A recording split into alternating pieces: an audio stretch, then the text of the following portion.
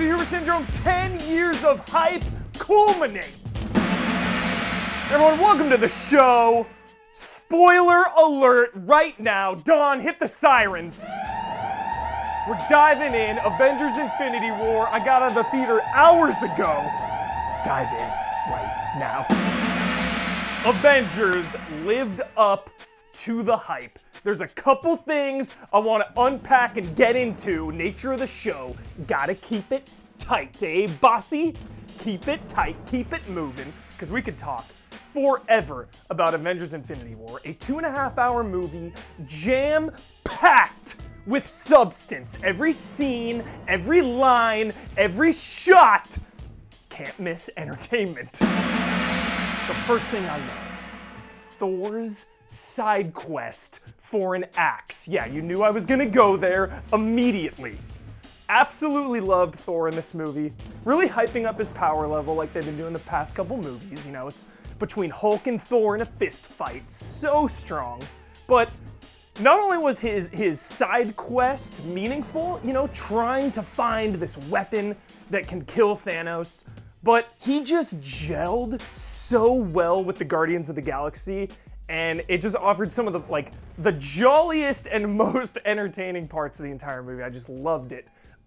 Him opening up to Rocket Raccoon, you know, a character who is always so guarded and just it's so closed off, and they just had this instant chemistry. Like, Guardians 3, just get Thor in there. Like, I'm ready for that.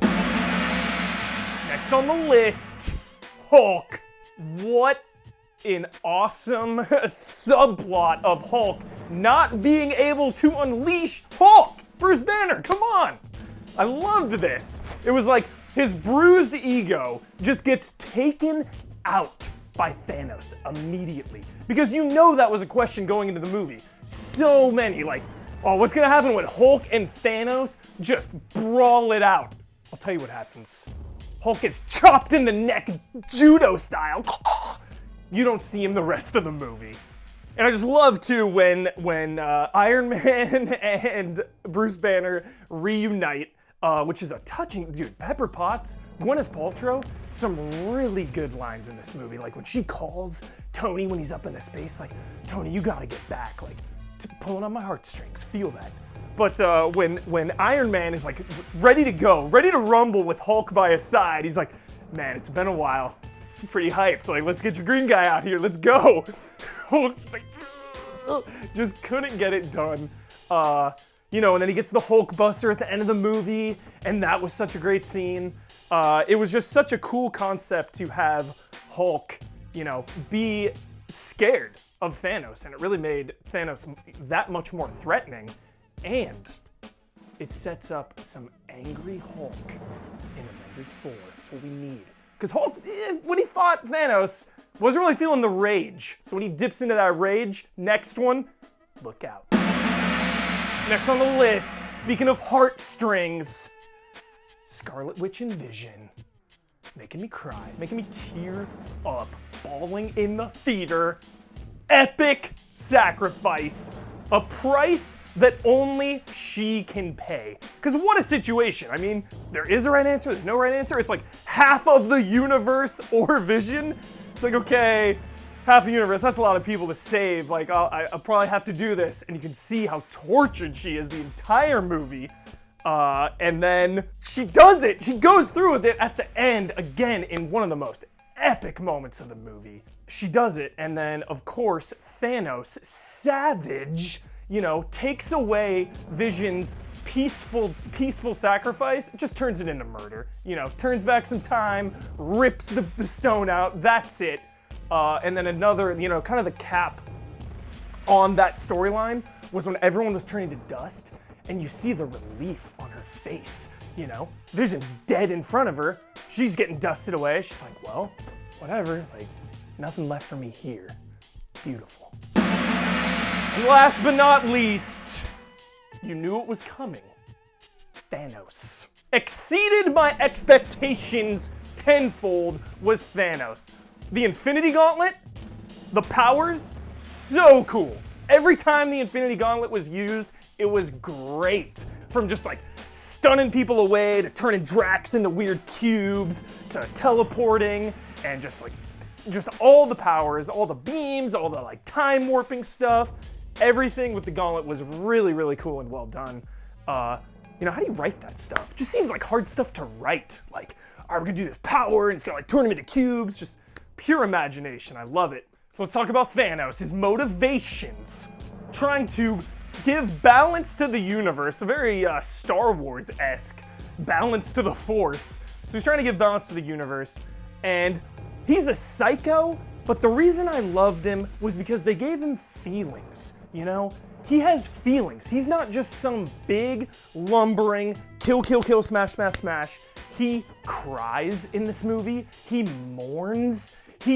You feel the weight of the burden that he has on himself, you know? It felt like he was tired, like he was working to get this job done, and I really enjoyed that. Not to mention all the stuff with Nebula and Gamora, of course, and then Gamora, the Soul Stone, going into that Red Skull callback.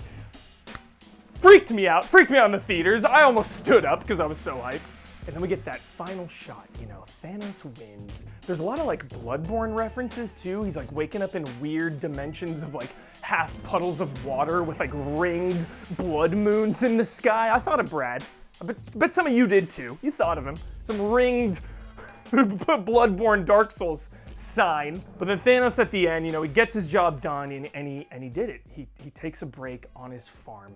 And to wrap things up, the biggest complaint I've seen on the internet is, well, you know, the Time Stone is OP. Clearly, these characters are gonna come back, and you know, in this information age, in this era of, oh well, you know, that person is contractually obligated for another movie. Oh, they're already filming like a sequel of this. You know, it's hard. Like all that is there, and it can kind of devalue this movie. And I just try to tune it out. You know. I enjoyed this movie for what it was, and that ending was brutal. And of course, when you start thinking about the future Avengers 4, you know, it can kind of lose its stakes a little bit. But if you just drown out that noise and you think about just this movie, you know, just that ending, not where it's gonna go, but where it was left. It's a really dark place for these Marvel movies, and easily my favorite ending of a Marvel movie. It was savage, it was brutal, it was hopeless, and the villains won. Thanos won. So, crazy on you, Marvel. So that's it for the episode. As you can see, I didn't even really talk about some of my other favorites. I mean, Doctor Strange, MVP, doing all sorts of crazy stuff. Loved that fight with him and Thanos. Iron Man was awesome. Spider-Man was hilarious. So many great jokes throughout. And yeah, didn't even talk about Captain America and Black Widow. You know, they were kind of in the back burner of it all, because the next one, we're getting that classic Avengers team up. Thor, Hulk, Cap, Black Widow, and Iron Man. The Avengers 1 pan around shot. How many of you watch the channel FX on a daily basis? Every time FX doing their Marvel Avengers like marathon, how many times do we see that Avengers 1 shot? The pan around of all the Avengers? It's gonna happen. Avengers 4. It's gonna be called Avengers Reconciliation. It's gonna happen.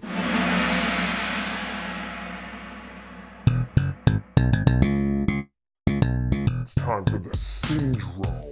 Saving this for the post-credits tease, cause I was syndroming hard when Nick Fury and Maria Hill showed up post-credits, giving me hope, giving me hype for a S.H.I.E.L.D. return in Avengers 4. Let's go!